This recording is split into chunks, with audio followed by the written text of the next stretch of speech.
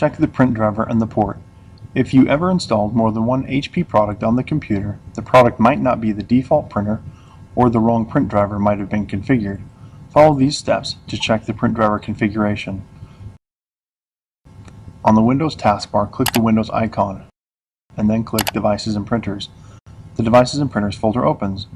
Look for a green check mark next to the product icon. This check mark indicates which product is the default printer for Windows. Right-click the icon for your product, and then click Printer Properties. The Printer Properties window opens.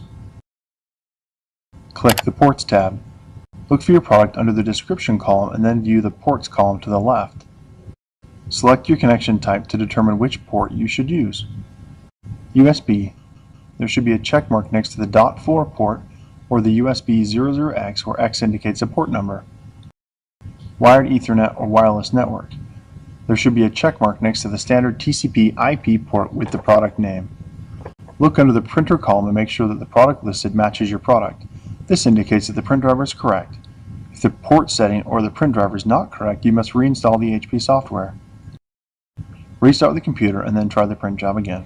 Before heading ahead into the video, in case you are facing any issue with your HP printer device, get in touch with our HP printer expert.